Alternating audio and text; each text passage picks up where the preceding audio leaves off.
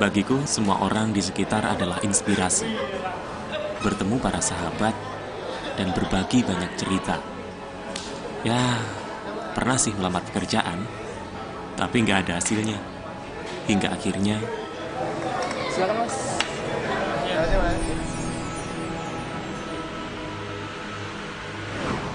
Sebagai generasi milenial, aku selalu ingin mencoba sesuatu yang baru. Positive thinking, terus berusaha menjadi yang terbaik, karena kita, generasi milenial, bisa jadi pengusaha. Maxindo, mesinnya pengusaha sukses. ولو أن أهل القرى آمنوا واتقوا لفتحنا عليهم بركات من السماء والأرض. بسم الله الرحمن الرحيم. السلام عليكم ورحمة الله وبركاته. إن الحمد لله نحمده ونستعينه ونستغفره ونعوذ بالله من شرور أنفسنا وسيئات أعمالنا من يهده الله فلا مضل له ومن يضلل فلا هادي له أشهد أن لا إله إلا الله وحده لا شريك له وأشهد أن محمدا عبده ورسوله لا نبي ولا رسول بعده أما بعد. Para pemirsa Niaga TV yang mudah-mudahan selalu diberkahi oleh Allah Subhanahu wa taala. Puji dan syukur kita panjatkan kehadirat Allah Subhanahu wa taala. Salawat dan salam mudah-mudahan senantiasa tercurahkan atas baginda Rasulullah Muhammad sallallahu alaihi wasallam. Para pemirsa Niaga TV yang diberkahi oleh Allah Subhanahu wa taala, melanjutkan pembacaan Aqidatut Tauhid yang ditulis oleh Dr. Saleh Ibnul Fauzan Al-Fauzan hafizahullahu ta'ala. Hari ini ma'asyiral muslimin kita memasuki Al-Fasluts Tsalits, yaitu fasal yang ketiga dari kitab yang beliau tulis yang berjudul Fit Tasyri', di dalam permasalahan penentuan syariat. Beliau berkata, At-tashri'u haqqun lillahi ta'ala. At-tashri' menentukan syariat, menentukan hukum dan aturan, itu adalah haqqun lillahi ta'ala, adalah haknya Allah Subhanahu wa ta'ala. Wal muradu bit tashri', adapun yang dimaksud dengan at-tashri' ma yunazziluhu Allah Ta'ala liibadihi, yaitu apa-apa yang diturunkan oleh Allah kepada hamba-hambanya, minal manhajil ladzi yasiruna alaihi fil aqaidi wal muamalat, dari manhaj, yaitu cara hidup, aturan-aturan, metodologi yang mana manusia berjalan di atasnya, fil aqaid wal muamalat, baik permasalahan akidah ataupun permasalahan muamalat. Wa min dzalika at-tahlilu wat tahrim, dan masuk di dalam pembahasan tasyri' yang merupakan hak Allah Subhanahu wa taala adalah permasalahan menentukan mana yang halal dan mana yang haram. Ini hak Allah Subhanahu wa taala. Jadi yang berhak menentukan sesuatu itu halal dan yang berhak menentukan sesuatu itu haram bukan manusia. Ya, bukan juga akal-akal manusia. Tetapi yang berhak menentukan ini halal dan itu haram adalah Allah Subhanahu wa ta'ala. Falaysa li ahadin an yahilla illa ma ahallallahu lah, maka tidak boleh bagi siapapun menghalalkan kecuali sesuatu yang memang dihalalkan oleh Allah Subhanahu wa ta'ala. wa la yuharrimu illa ma harramallah, dan tidak boleh kita mengharamkan kecuali sesuatu yang memang diharamkan oleh Allah Subhanahu wa taala. Terkait dengan hal ini, ma'asyiral muslimin, Allah Subhanahu wa taala berfirman dalam surat An-Nahl ayat 116, "Wala taqulu lima tasifu alsinatukumul hadza halalu wa hadza haram litaftaru 'ala Allahil kadhib." Dan janganlah, kata Allah, kalian mengatakan apa-apa yang dikatakan oleh lisan kalian dengan kedustaan. Ini yang halal dan ini yang haram. Jangan mengucapkan kalimat seperti itu. Jangan pernah kalian mengatakan dengan hawa nafsu kalian, hadza halal wa hadza haram. Ini halal dan ini haram. Tidak boleh, itu bukan hak kalian. Litaftaru 'ala Allahil kadhib. Ya, kalian hendak membuat kedustaan atas Allah Subhanahu wa taala. Dan sesungguhnya orang-orang yang berdusta kepada Allah, mereka adalah orang-orang yang celaka dan orang-orang yang tidak akan pernah mendapatkan keberuntungan.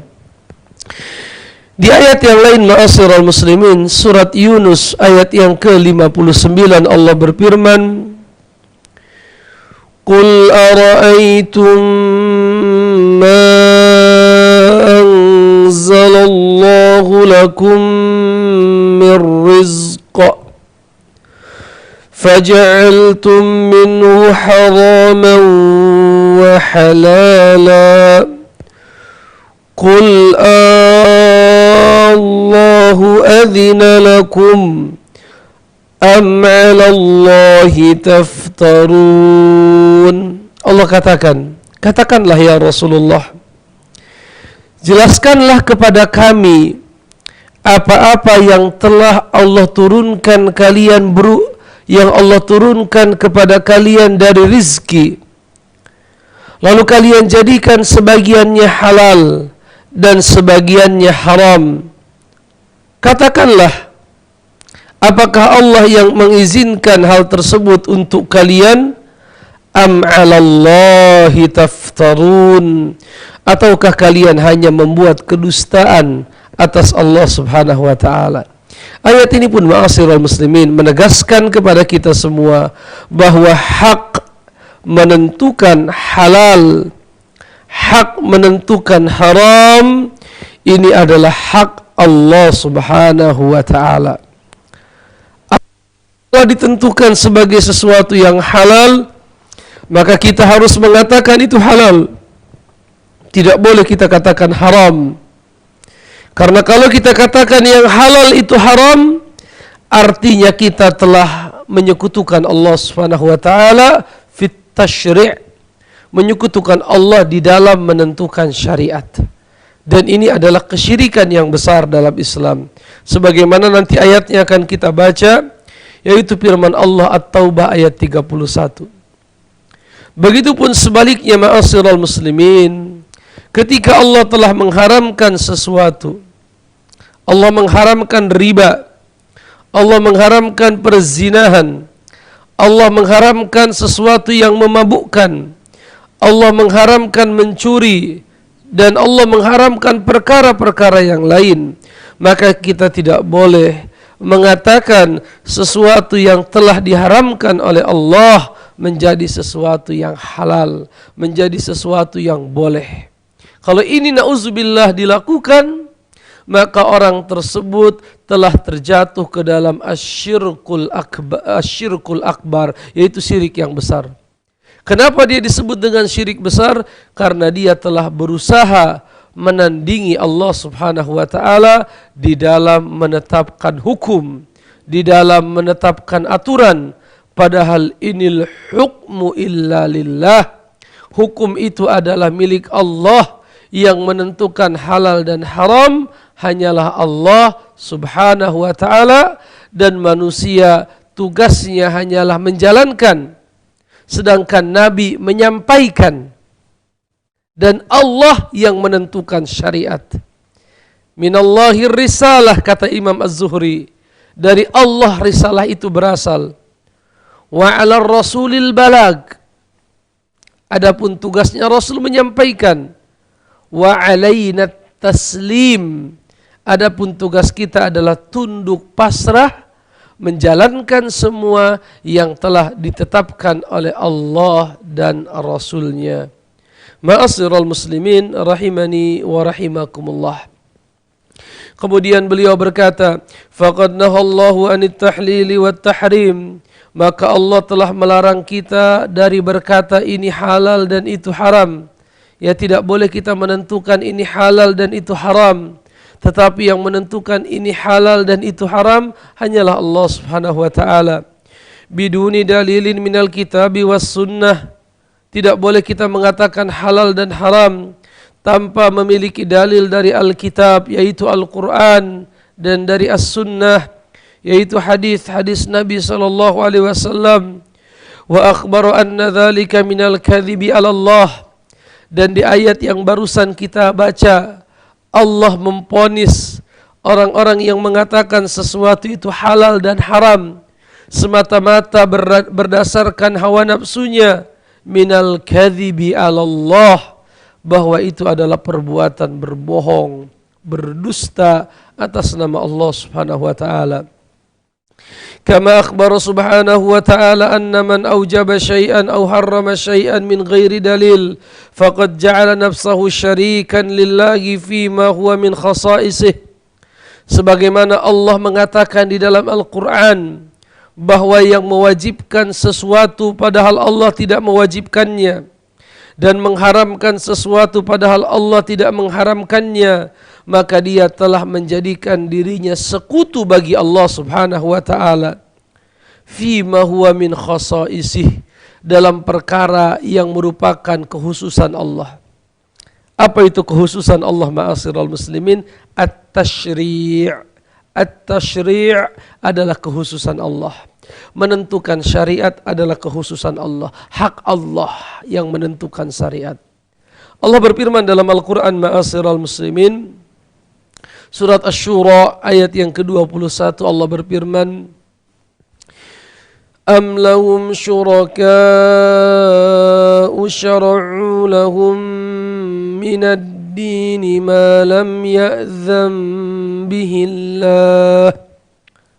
Apakah mereka, kata Allah, am lahum syuraka, apakah mereka memiliki sekutu-sekutu, syara'u lahum minad din, yang menentukan bagi mereka aturan-aturan agama, ma lam ya'zam bihillah, sesuatu yang tidak pernah diizinkan oleh Allah Subhanahu wa taala. Ya. Jadi Allah bertanya, apakah kalian memiliki sekutu, tandingan selain daripada Allah yang menentukan untuk kalian aturan-aturan agama? Wa man ata'a hadzal musyarri' min dunillahi wa huwa ya'lamu bidzalika wa wafaqahu ala fi'lihi faqad asyrakahu ma'allah. Dan siapa yang mentaati penentu syariat ini, yaitu selain daripada Allah, dan dia menyadari bahwa ini bertentangan dengan agama Allah, dan dia melakukan apa yang dikatakan oleh musyarri', penentu syariat tersebut, maka sungguh dia telah menyekutukan Allah Subhanahu wa taala. Allah berfirman dalam Al-Quran surat Al-An'am ayat 121, wa in ata'tumuhum innakum la musyrikun, kata Allah. Dan jika kalian mentaati mereka, siapa mereka di ayat ini? Yaitu orang-orang yang menghalalkan sebagian hewan ternak dan mengharamkan sebagian yang lain. Wa in ata'tumuhum, jika kalian mentaati mereka, yaitu orang-orang yang mengatakan sesuatu yang halal padahal Allah mengharamkannya, atau mengatakan sesuatu yang haram padahal Allah menghalalkannya, innakum lamusyrikun, maka sungguh kalian telah menyekutukan Allah Subhanahu wa ta'ala. Oleh karenanya beliau berkata, alladzina yuhilluna ma harramallahu minal mayyitat, yaitu kalau kalian mengikuti ucapan orang-orang yang menghalalkan bangkai, man ata'ahum fi dzalika fahuwa musyrik, siapa yang mentaati mereka maka sungguh dia telah menyekutukan Allah. Kama akhbarahu Allah Ta'ala, sebagaimana Allah telah mengabarkan di dalam Al-Quran, anna man ata'al ahbara war ruhban, bahwa siapa yang mentaati rahib-rahib dan pendeta, fi tahlili ma harramallah wa tahrimi ma ahallahu Allah, di dalam mengharamkan yang halal atau menghalalkan yang haram, faqad ittakhadhahum arbaban min dunillah, maka orang tersebut telah menjadikan pendeta dan rahib sebagai Tuhan selain daripada Allah. Jadi ada ayat Al-Quran yang memponis siapa saja yang mentaati manusia di dalam halal dan haram, tidak mengembalikan perkara halal dan haram kepada Allah, maka sungguh dia telah menjadikan orang tersebut sebagai sekutu, sebagai tandingan atas Allah Subhanahu wa ta'ala. Allah berfirman dalam Al-Quran, surat At-Taubah ayat 31, Allah katakan, ittakhadhu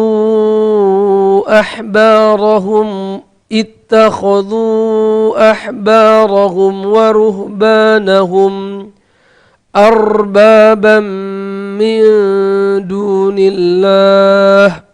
Ittakhadhu, mereka menjadikan, ahbarahum wa ruhbanahum, para rahib-rahib mereka dan ahli-ahli ibadah mereka, arbabam min dunillah, rob-rob lain, Tuhan-Tuhan lain selain Allah Subhanahu wa ta'ala.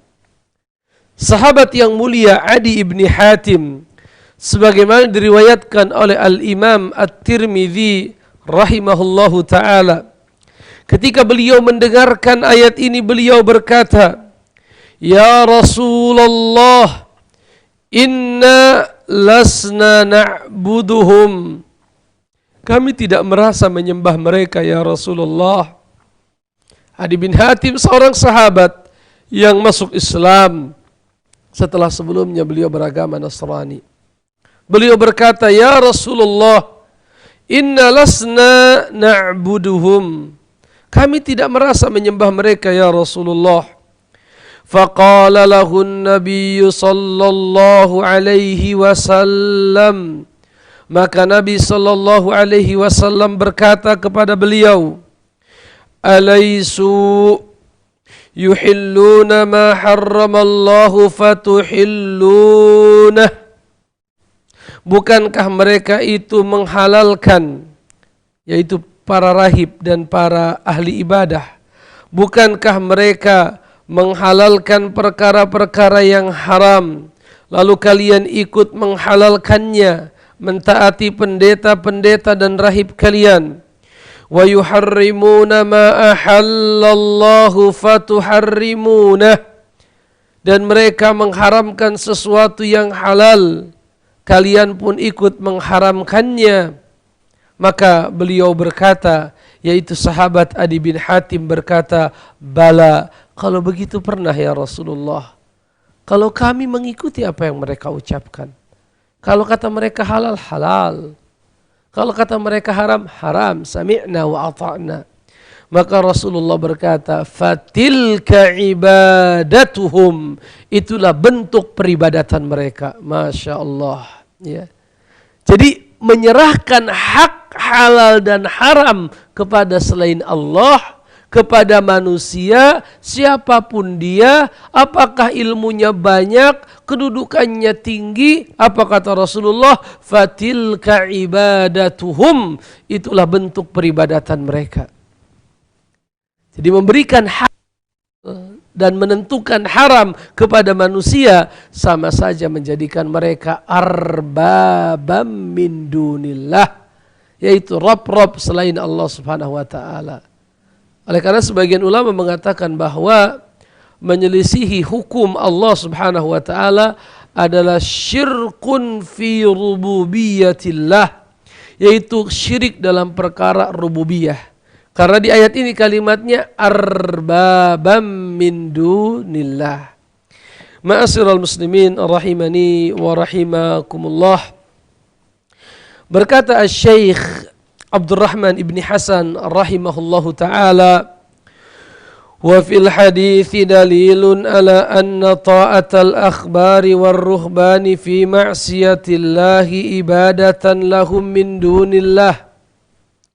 Di ayat yang mulia ini dan di hadis yang mulia, ya, di dalamnya terdapat berita bahwa siapa yang mentaati para ahbar, yaitu pendeta-pendeta dan ruhban, orang-orang saleh, para ahli ibadah, fi ma'siyatillah, di dalam bermaksiat kepada Allah, ibadatan lahum min dunillah, adalah bentuk peribadatan kepada mereka. Jadi kita tidak sujud, kita tidak memohon kepada mereka, tetapi kita mentaati mereka di dalam menghalalkan yang haram, di dalam mengharamkan yang halal. Maka sadar tidak sadar kita telah menjadikan mereka sebagai arbaban min dunillah, Tuhan-Tuhan lain selain daripada Allah Subhanahu wa ta'ala. Kemudian beliau berkata, yaitu Syekh Abdurrahman bin Hasan, minasyirkil akbar alladzi la yaghfiruhullah, dan ini termasuk syirik besar yang tidak diampuni oleh Allah Subhanahu wa ta'ala. Jadi hati-hati, ya, menyerahkan hak halal dan haram kepada manusia, artinya kita sudah jatuh ke dalam asyirkul akbar, syirik yang besar. Bukan syirik yang biasa, syirik yang besar. Syirik besar tidak diampuni oleh Allah. Innallaha la yaghfiru ayyushraka bih wa yaghfiru ma duna dzalika liman yasha. Dan Allah mengampuni dosa selain syirik bagi siapa yang Dia kehendaki. Innahu may yusyrik billahi faqad harramallahu alaihi al-jannah. Siapapun yang menyekutukan Allah, sungguh Allah telah haramkan baginya surga, kata Allah dalam Al-Quran. Di ayat yang lain Allah berfirman, وَلَقَدْ أُوحِيَ إِلَيْكَ وَإِلَى الَّذِينَ مِنْ قَبْلِكَ. Dan sungguh telah kami wahyukan kepadamu ya Rasulullah, sebagaimana telah kami wahyukan kepada Rasul-Rasul sebelum engkau. لَإِنْ أَشْرَكْتَ لَيَحْبَطَنَّ عَمَلُكُ. Kalau engkau menyekutukan Allah, niscaya terhapuslah seluruh amal soleh yang pernah engkau lakukan. Nauzubillahi min dzalik. Ya. Oleh karenanya Allah berfirman dalam Al-Quran, ya, Allah katakan, وَمَا أُمِرُوا إِلَّا لِيَعْبُدُوا اللَّهَ مُخْلِصِينَ لَهُ الدِّينَ وَمَا أُمِرُوا إِلَّا لِيَعْبُدُوا إِلَهًا وَاحِدًا. Dan mereka tidak diperintahkan kecuali agar mereka beribadah kepada ilah yang satu, yaitu Allah. La ilaha illahu, tidak ada ilah yang berhak disembah kecuali dirinya. Subhanahu amma yusyrikun, maha suci Allah dari apa-apa yang mereka persekutukan. Di ayat yang lain Allah berfirman dalam Al-Quran, ma'asyiral muslimin, Allah katakan, وَلَا تَأْكُلُوا مِمَّا لَمْ يَذْكُرِ اسْمُ اللَّهِ عَلَيْهِ وَإِنَّهُ لَفِسْقٌ. Dan janganlah kalian memakan sesuatu yang tidak, yaitu sembelihan yang tidak disebutkan nama Allah Subhanahu wa ta'ala, karena itu adalah perbuatan fasik, perbuatan dosa. Wa inna syaitana layuhuna ila awliyaihim liyujadilukum. Dan sesungguhnya syaitan akan mewahyukan kepada para aulianya liyujadilukum, untuk mendebat kalian. Ini sudah jelas haram. Tapi setan akan berbisik kepada para aulianya liyujadilukum, untuk mendebat kalian dalam perkara ini. Wa in ata'tumuhum innakum lamusyrikun. Dan kalau kalian mentaati mereka, ya, dalam perkara ini mereka sudah menghalalkan yang haram. Kalau kalian mentaati mereka, innakum lamusyrikun, sungguh kalian telah menyekutukan Allah Subhanahu wa taala. Sudah banyak ayat yang kita baca, ma'asyiral muslimin, ya. Sekali lagi bahwa masalah halal dan haram adalah min khasaisillahi ta'ala, di antara kekhususan bagi Allah Subhanahu wa taala. Tidak ada seorang pun yang boleh menyaingi Allah. Tidak ada seorang pun yang boleh mengambil hak ini dari siapa? Dari Allah. Inil hukmu illa lillah. Karena hukum itu hanya milik Allah. La ta'budu illa iyah. Dan Allah memerintahkan kalian untuk tidak beribadah kecuali kepadanya. Berarti menentukan hukum bagian dari ibadah. Karena rangkaiannya begitu. Inil hukmu illa lillah. Hukum itu milik Allah. La ta'budu illa iyah. Dan Allah memerintahkan kalian untuk tidak beribadah kecuali hanya kepadanya. Jangan kemana-mana, ma'asyiral muslimin. Kita insyaAllah akan kembali setelah beberapa iklan berikut ini.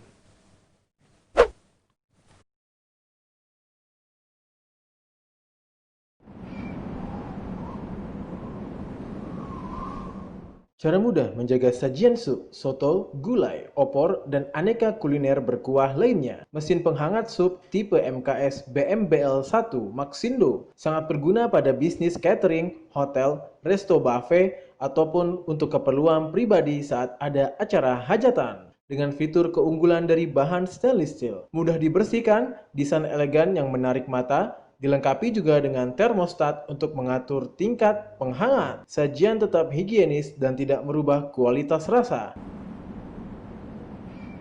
Dapatkan produk ini di toko mesin Maxindo terdekat di kota-kota Anda. Kunjungi situs kami di www.maxindo.com. Maxindo, mesinnya pengusaha sukses. Ambil peluang aneka macam kreasi kuliner mie yang laris dan menguntungkan. Maxindo, pilihan investasi tepat bagi para pengusaha mie yang akan memulai usaha dengan lebih mudah, hemat, dan menguntungkan. Mesin cetak mie manual tipe MKS 150B Maxindo telah banyak digunakan oleh ribuan pengusaha mie di seluruh Indonesia. Dengan desain yang minimalis, material full stainless steel yang sesuai food grade, beroperasi dengan sistem manual menggunakan tuas pemutar yang dilengkapi handle pengaman, mudah untuk dioperasikan, namun dengan hasil yang maksimal. Ukuran cetakan molding mie 2 mm dan gratis cetakan tambahan berukuran 3 mm. Dimensi yang ringkas membuat mesin mudah untuk dipindah tempatkan, mudah juga untuk dibersihkan, multifungsi. Selain untuk memproduksi mie, Anda juga bisa gunakan mesin ini untuk membuat kulit pastel, lumpia, pangsit, cheese stick, kue tiaw, dan lain-lain. Lebih hemat dan menguntungkan untuk Anda yang baru memulai usaha. Dapatkan produk ini di toko mesin Maxindo terdekat di kota-kota Anda. Kunjungi situs kami di www.maxindo.com. Maxindo, mesinnya pengusaha sukses.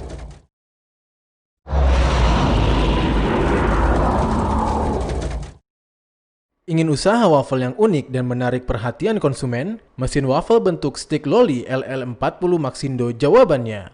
Bentuk unik waffle yang menyerupai es loli ini akan menarik perhatian para konsumen Anda. Usaha ini bisa diaplikasikan di kafe, hotel, usaha booth, kios, restoran, kantin sekolah, tempat rekreasi, pasar malam, dan lain-lain. Badan mesin terbuat dari bahan stainless steel berkualitas. Suhu bisa diatur karena mesin dilengkapi dengan termostat dan dilengkapi juga dengan timer pengatur waktu. Anda dapat memulai usaha unik yang minim pesaing bersama Maxindo.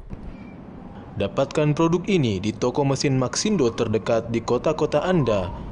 Kunjungi situs kami di www.maxindo.com. Maxindo, mesinnya pengusaha sukses. Zaman sekarang mau cari kerja susah, mau buka usaha gak punya keterampilan, nganggur bosen. Sekarang tidak perlu repot untuk jadi pengusaha. Di Maxindo kita ada BOOM, Business Opportunity Maxindo. Di sini kita menyediakan banyak paket usaha seperti kebab, ice coffee, cappuccino, sosis bakar, dan lain-lain. Setiap pembelian paket BOOM akan kami berikan secara gratis semua kelengkapan yang mendukung paket usaha yang Anda inginkan. Untuk melihat paket usaha BOOM lainnya, silahkan kunjungi www.pengusahasukses.com. Sasis, laris, oke. Monggo.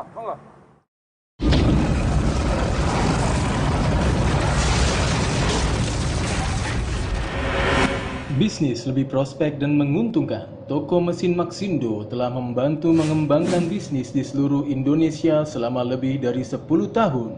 Dengan menghadirkan mesin-mesin penunjang industri yang berkualitas, mesin Maxindo telah teruji, digunakan oleh ribuan pengusaha di seluruh Indonesia. Dengan aneka macam jenis mesin yang dapat disesuaikan pada kebutuhan usaha, menggunakan teknologi termutakhir dan didukung oleh layanan after sales service di lebih dari 15 cabang yang tersebar di seluruh Nusantara.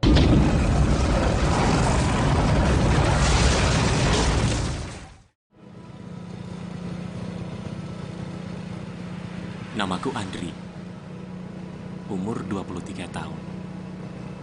Kegiatan sehari-hari ya kayak gini. Bagiku semua orang di sekitar adalah inspirasi. Bertemu para sahabat dan berbagi banyak cerita. Ya, pernah sih melamar pekerjaan, tapi nggak ada hasilnya. Hingga akhirnya Silakan Mas.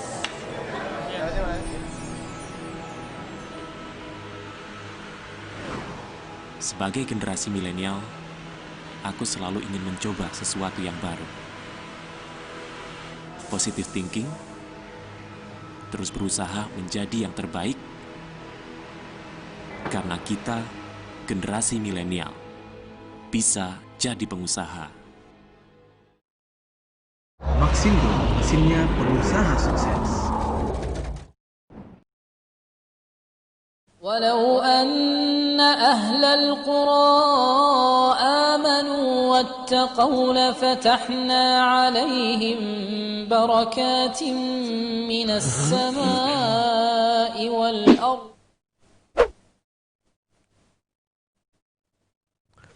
Alhamdulillah wassalatu wassalamu ala rasulillah nabiyina Muhammadin ibni abdillah wa ala alihi wa ashabihi wa mawalah amma ba'd. Ma'asyiral muslimin, para pemirsa Niaga TV yang mudah-mudahan diberkahi oleh Allah Subhanahu wa taala.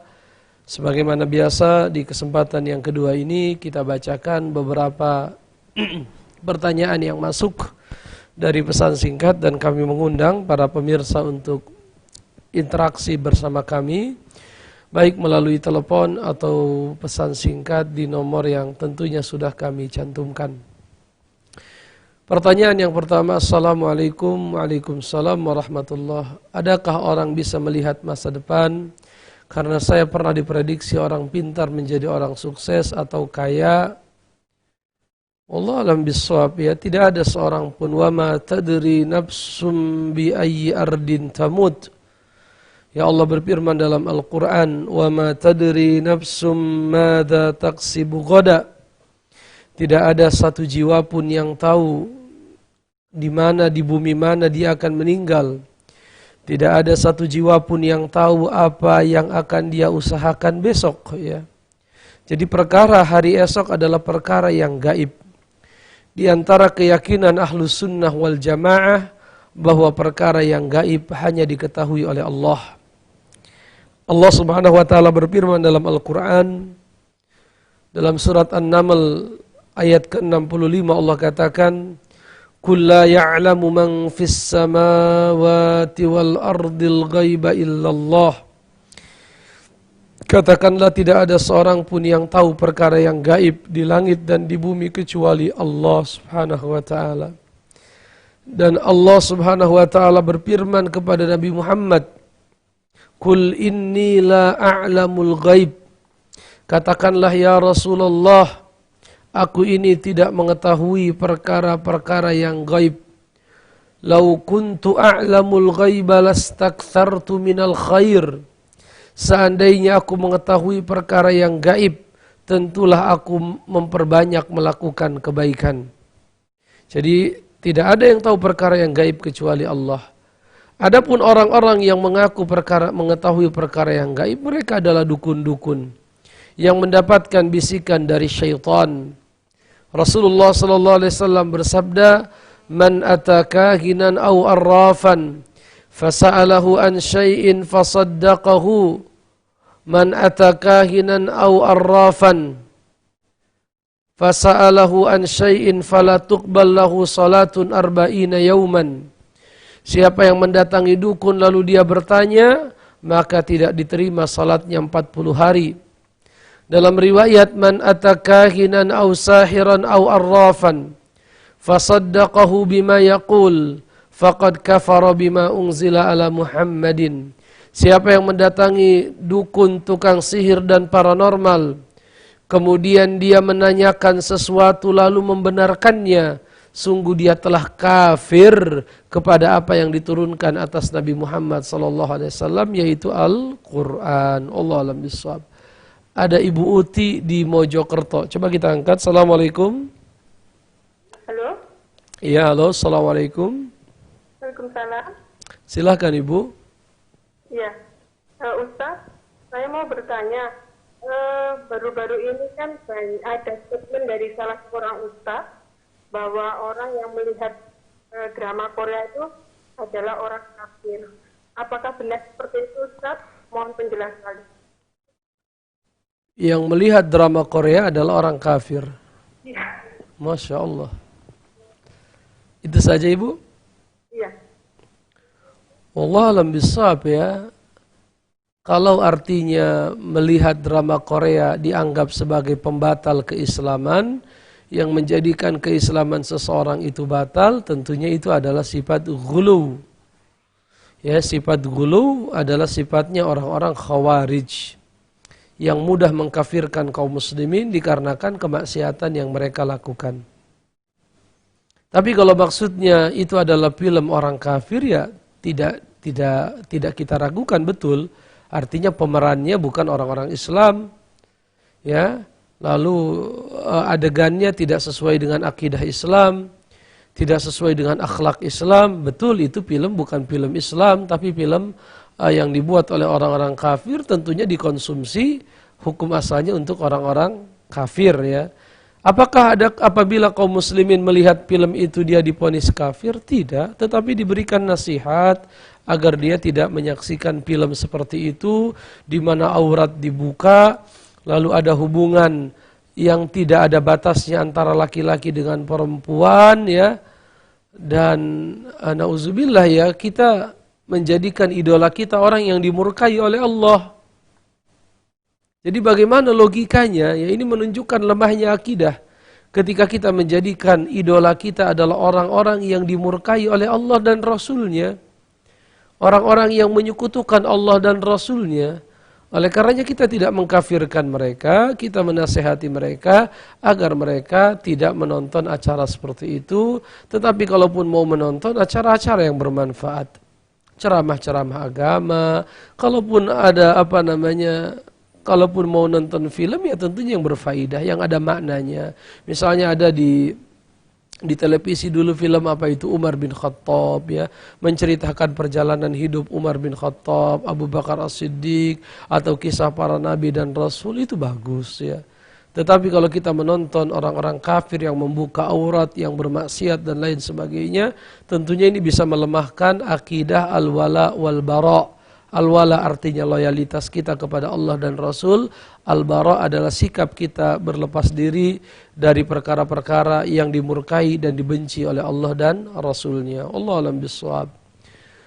Pertanyaan yang kedua. Assalamualaikum. Waalaikumsalam warahmatullah. Dari Heri di Tangerang.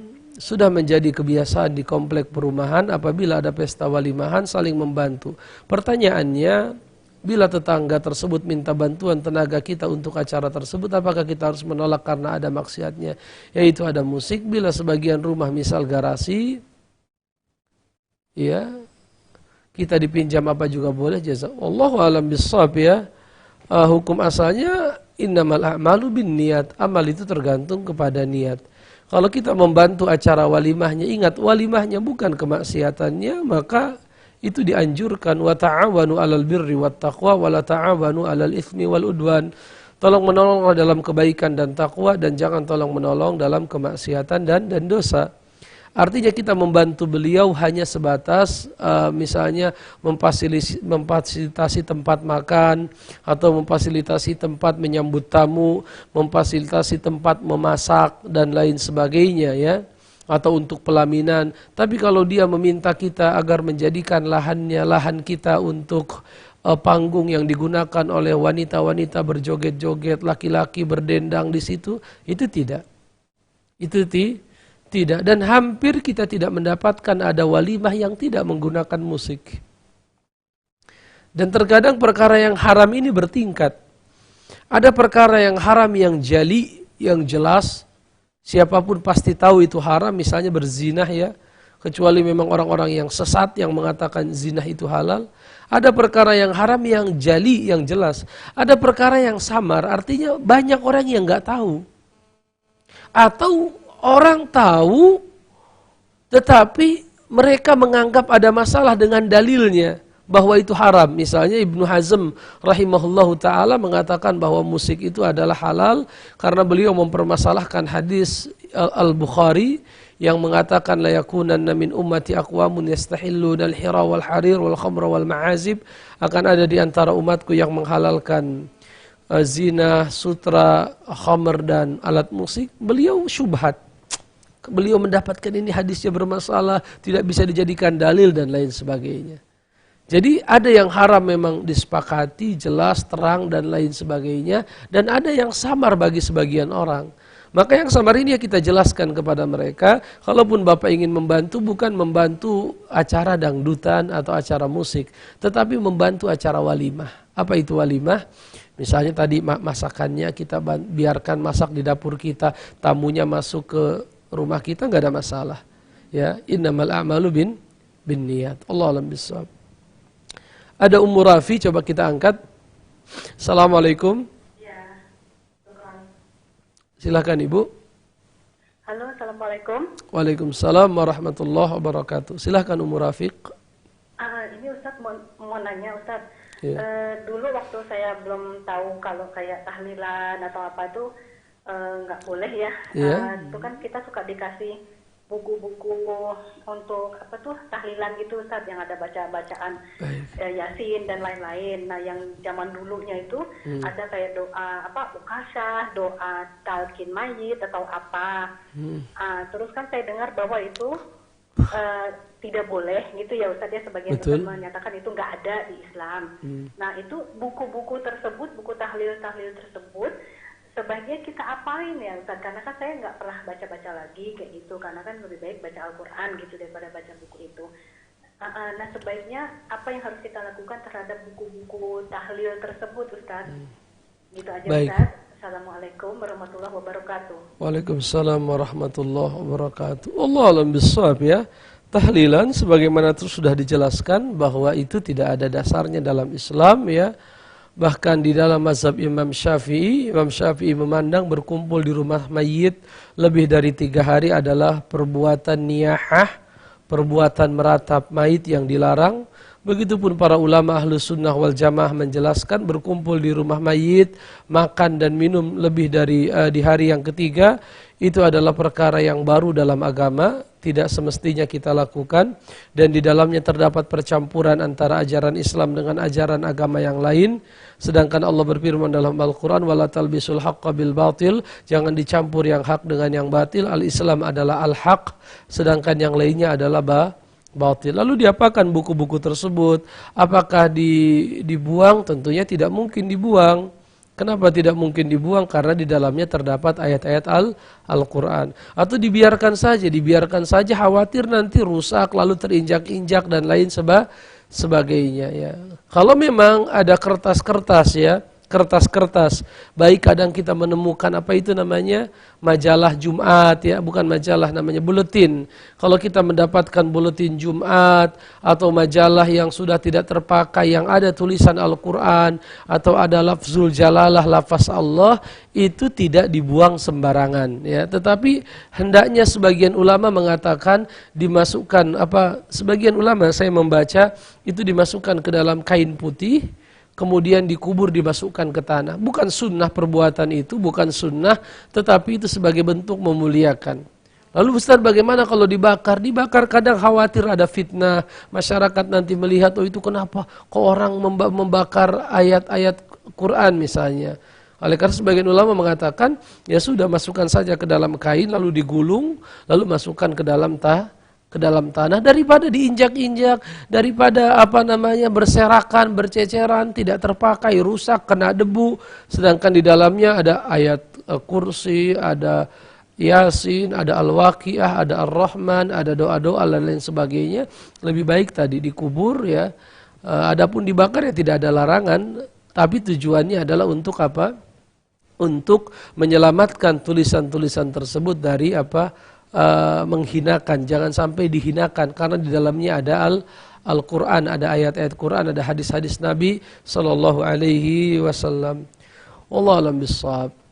Pertanyaan yang ketiga, Assalamualaikum. Waalaikumsalam warahmatullahi. Amalan apa saja di bulan Muharram menurut sunnah? Wallahu a'lam bishawab ya.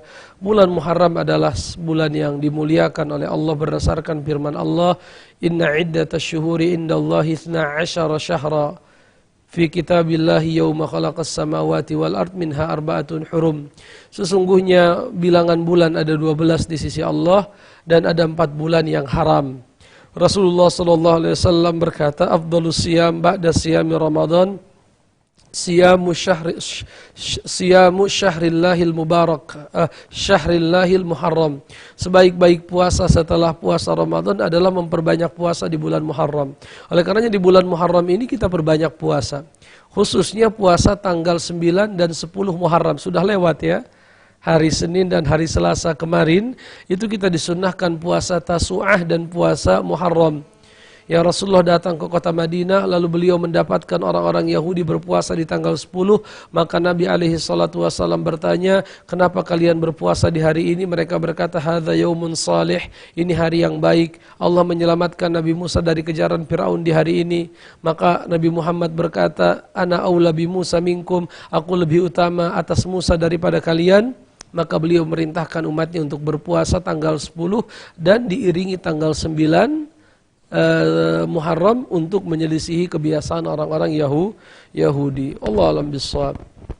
Pertanyaan yang keempat, Assalamualaikum warahmatullahi wabarakatuh. Waalaikumsalam warahmatullahi wabarakatuh. Ketika pembagian waris kita sudah mengingatkan bahwa pembagian harus sesuai dengan syariat Islam, tapi ada salah satu yang mengatakan saya tidak mau pakai dasar Al-Quran dan hadis. Bagaimana statusnya orang yang dengan sadar mengatakan hal tersebut? Allah alam bissawab ya. Orang yang seperti itu adalah orang yang fasik, orang yang zalim. Orang yang fasik, orang yang zalim. Yaitu orang-orang yang berpaling dari ayat hukum Allah dikarenakan hawa nafsu, ingin dapat banyak. Ya. Asy-Syaikh Muhammad Ibnu Shalih Al-Utsaimin di dalam kitab beliau Syarah Kitabut Tauhid, beliau membahas perbedaan firman Allah, wa man lam yahkum bima anzalallah faulaika humul kafirun faulaika humuz zalimun faulaika humul fasikun. Siapa yang tidak berhukum dengan hukum Allah, kafirun, zalimun, fasikun. Beliau menjelaskan ini 3 hukum yang berbeda. Kapan berhukum dengan selain hukum Allah kafirun? Ketika mereka menganggap hukum mereka itu lebih baik. Atau ketika mereka menganggap hukum manusia sama dengan hukum Allah. Atau ketika mereka menganggap boleh berhukum dengan selain hukum Allah. Ini bisa masuk kategori kafir. Lalu kapan zalim dan fasik? Zalim dan fasik itu adalah ketika seseorang berpaling dari hukum Allah dikarenakan hawa. Hawa itu hawa nafsu. Dia ingin dapat lebih banyak. Ya. Misalnya dia seorang wanita, dia tahu kalau memakai aturan Islam, dia dapat setengah dari laki-laki, dia tidak mau. Maka dia mengatakan, saya nggak mau pakai hukum Quran hadis. Maka itu namanya zalim, fasik. Ya. Maka kita tidak mengkafirkan, terburu-buru mengkafirkan orang seperti itu, tetapi kita menjelaskan dengan cara yang baik agar dia mau kembali kepada hukum Allah Subhanahu wa taala. Ada Ummu Hamzah di Tegal, coba kita angkat. Assalamualaikum. Waalaikumsalam warahmatullahi. Silakan Ibu. Halo. Ya Ibu, silakan Ibu. Saya mau bertanya Pak. Boleh, silakan. Kalau masalah tentang sholat, jelas tema. Iya. Tentang sholat itu bagaimana ya? Kalau misalnya saya rakaat pertama baca di tengah-tengah sholat. Terus itu di awal membaca tengah-tengah sholat itu wajib membaca ta'awudz atau bismillah atau tidak? Baik, itu saja Ibu. Iya, baik rakaat pertama dan kedua itu pertanyaannya. Baik. Wajibnya membaca bismillah atau ta'awudz saja atau bismillah saja atau tidak pun Baik. tidak masalah gitu. Ya makasih Pak Ustaz. Assalamualaikum Assalamualaikum warahmatullahi wabarakatuh. Allah alam bisawab ya. Kalau Ibu membaca awal surat, ya tentunya awal surat adalah Bismillah, dan Bismillah adalah bagian dari semua surat di Al-Quran kecuali At-Taubah. Jadi Bismillah adalah bagian dari semua surat dalam Al-Quran kecuali At-Taubah. Artinya kalau kita memulai membaca dari awal surat, ya maka kita wajib membaca apa? Bismillah. Karena itu menurut mazhab Imam Syafi'i, Bismillah adalah bagian dari semua surat dalam Al-Quran kecuali Al-Bara'ah atau At-Taubah. Lalu bagaimana kalau kita membacanya dari tengah? Ya, dari tengah artinya tidak dari awal. Maka kita disunnahkan untuk berta'awudz. Kita disunnahkan untuk apa? Berta'awudz berdasarkan firman Allah dalam Al-Quran, wa idza qara'tal Qur'ana fasta'idz billah. Dan kalau kalian hendak membaca Al-Quran maka berta'awudzlah. Ya. Tetapi hukum asalnya ta'awudz ya di awal aja, di rakaat yang pertama kita sudah berta'awudz. Artinya kalau kita ingin membaca pertengahan surat tinggal dibaca saja. Kecuali kalau kita mulai dari awal surat ya. Dalam mazhab Imam Syafi'i tetap saja kita membaca Bismillah, karena Bismillah itu adalah bagian dari semua surat dalam Al-Quran kecuali surat At-Taubah. Ya. Jadi kalau ta'awudznya sudah di awal ketika Ibu takbiratul ihram Allahu Akbar, baca iftitah, sebelum baca Al-Fatihah kita sudah ta'awudz. Ya sudah, itu saja cukup. Ta'awudz yang pertama itu cukup, selebihnya tidak perlu lagi kita membaca ta'awudz. Wallahu a'lam bishawab. Kecuali bismillah ya, bismillah tetap dibaca. Kalau kita memang membacanya dari awal surat. Wallahu a'lam bishawab. Assalamualaikum warahmatullahi. Di masjid kami sedang membangun, apakah panitia harus tahu uang yang diinfakkan oleh jamaah bahwa uang tersebut halal atau haram? Allah alam bisawab ya, tidak ada beban. Jadi ketika kita menerima sedekah dari orang, tidak ada tuntunan agama bahwa kita nanya ini halal atau haram. Tidak ada tuntunan begitu dalam Islam. Ya kalau ada orang muslim, dia bersedekah, ini sedekah saya, hukum asalnya kita tidak dibebankan untuk memastikan halal atau haram. Orang yang mau sedekah, mereka dibebankan oleh Allah untuk memilih harta yang baik untuk disedekahkan. Adapun kita yang menerima tidak dituntut untuk cari tahu ini, mohon maaf, Anda mengasih uang 100 juta ini dari mana? Enggak dituntut begitu. Tapi orang yang hendak berinfak, hendaknya dia berinfak dengan yang baik. Dalilnya firman Allah dalam Al-Quran, wa anfiqu min tayyibati ma razaqnakum. Infakkanlah dari hal yang baik yang telah kami berikan kepada kalian. Lain cerita kalau kita memang sudah tahu itu hasil mencuri, saya tahu. Ya saya juga teman sekantornya begini, itu lain cerita. Ya maka kita katakan mohon maaf kami bangun masjid, kami tidak menerima harta yang begitu. Tapi kalau kita tidak tahu ya sudah.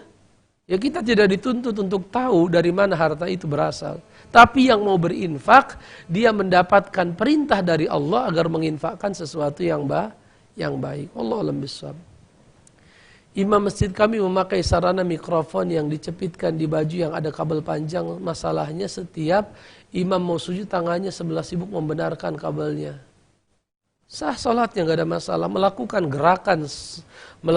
gerakan sholat, melakukan gerakan di luar sholat ketika sedang sholat untuk keperluan tidak masalah. Rasulullah sholat lalu ada yang mengucapkan salam. Bagaimana kata Bilal Rasul menjawab salam? Mengangkat tangan. Rasulullah sholat sambil menggendong Umamah. Menggendong Umamah lebih repot daripada memperbaiki mikrofon yang digantung di baju.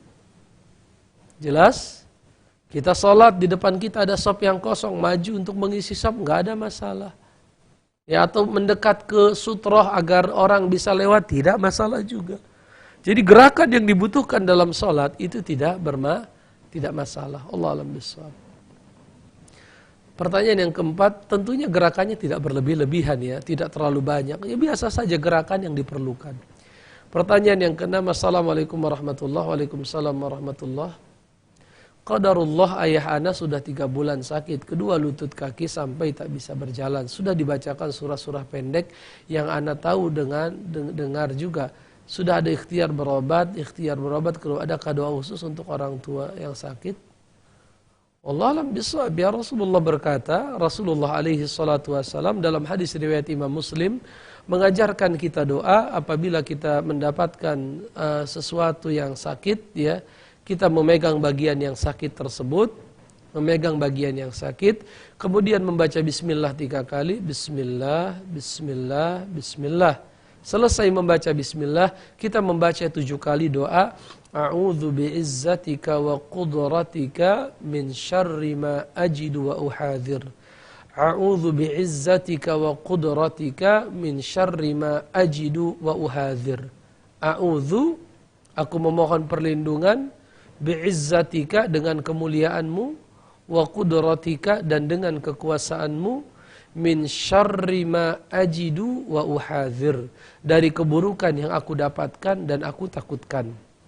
Ya a'udzu bi'izzatika wa qudratika min syarri ma ajidu wa uhadhir. Atau kita mendoakan misalnya dengan membaca Allahumma rabban nas, ya Allah engkaulah Rabbnya manusia.